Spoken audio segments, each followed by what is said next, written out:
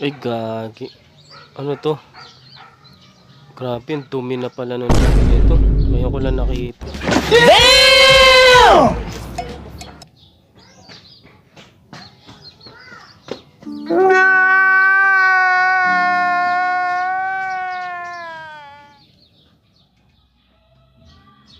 So yun guys, magandang araw sa inyo. So welcome back to my channel. So ngayon, nandito ako para maglinis ng fuel cap strainer ni Honda TMX 125. Para kasing nabibiti na sa gas tong ating motor. So tatanggalin muna natin to gamit ang katala, adjustable yabe, pwede. So una gawin nyo muna, tanggalin nyo muna yung hose dun sa kanyang karburador. So nandun yung kanyang hose sa kabila. Kailangan nakapatay yung gas bago hugutin. And then mag-ready muna tayo ng galon para sasaluhin natin yung gas. Hi. Okay. Para hindi rin siya tumapon. So ayan, nahugot na natin yung hose. Itapat na lang natin dyan sa galon para dyan natin isasahod yung gas galing dun sa tangke. Pag okay na, nakasahod na, pwede nyo na buksan para patuluin yung gas. Kaya lang parang medyo natagalan ako dyan sa part na yan. Kasi yung lumalabas na gas sa kanya, as in papatak-patak lang. Pero sa iba kasi diretso bumubuhos yan, medyo mabilis. Kaya lang medyo nainip na ako sa part na yan. Kaya tinanggal ko na lang yung mismong fuel cap nya para mabilis kong maubos yung gas. Kasi abutin tayo ng gabi. Sahod na lang natin muna yung galon kasi may pumapatak-patak pa. So ayan lang yung natira dun sa gas.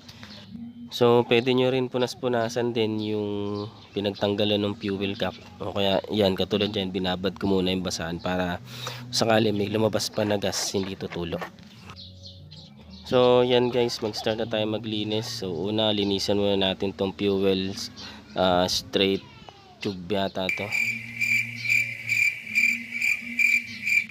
Ewan ko, basta hugasan nyo ng gas yan. So gas lang ang gamitin ninyo. Huwag kayong gagamit ng tubig. Mahirap sabunin yan. Basta brasin nyo lang ng gasolina yan at tanggalin nyo yung mga dumi.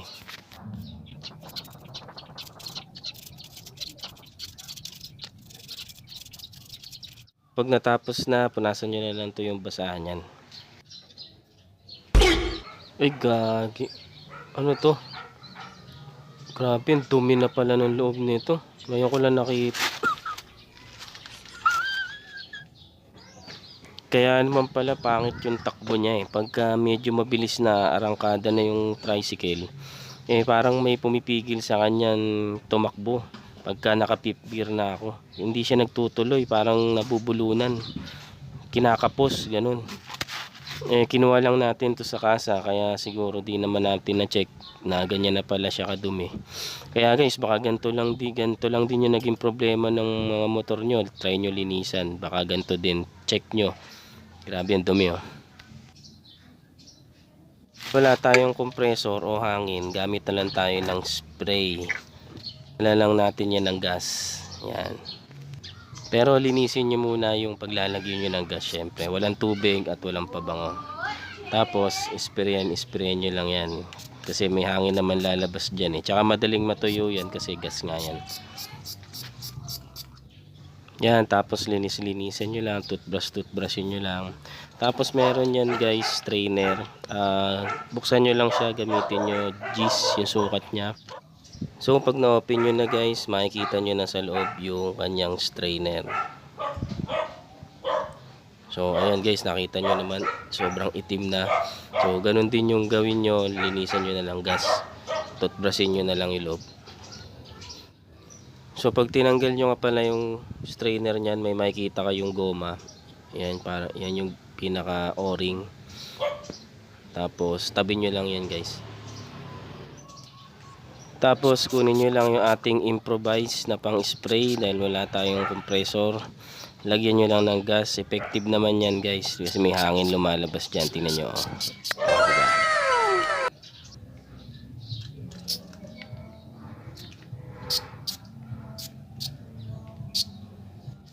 So kunyari nalinis na talaga natin ng mabuti. So punasan nyo na lang muna para bago nyo ilagay.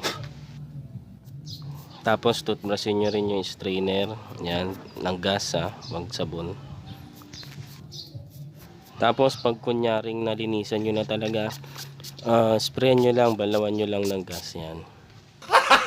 Gago! So pag nalinisan nyo na, ikabit nyo na yung strainer nya. And meron din siyang o-ring. Ilagay nyo yung o-ring after nung strainer. Diyan lang, ipatong nyo lang yan dyan guys. Kasi dyan nyo papasok yung takip.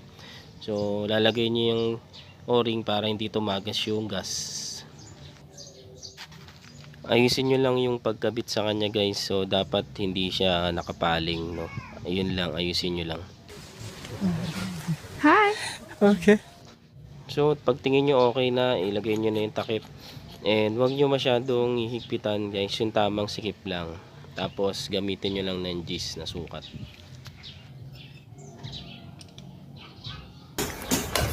Okay na to. Gago! Tapos pag okay na lahat, nalinis nyo na, naikabit nyo na yung strainer nya, ibalik na natin, no? Higpitan nyo lang, gamitan nyo ng katala. Yan. So ayan, okay na. Lagyan na lang natin siya ng gas.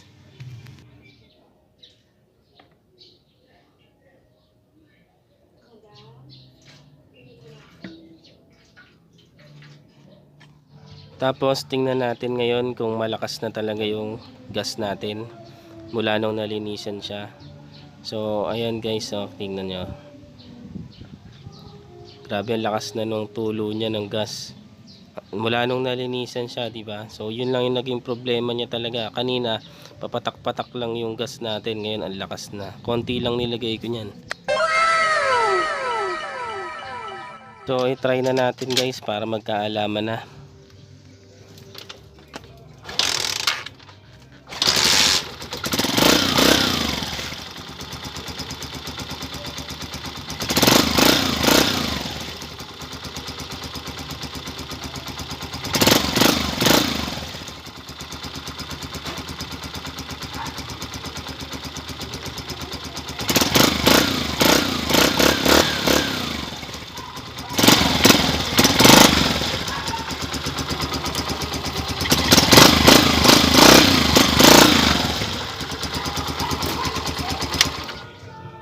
So yun na guys, natapos na natin maglinis ng fuel cap strainer. So doon na natatapos yung video. Sana may natutunan kayo kahit papaano sa ating video. Maraming salamat, bye.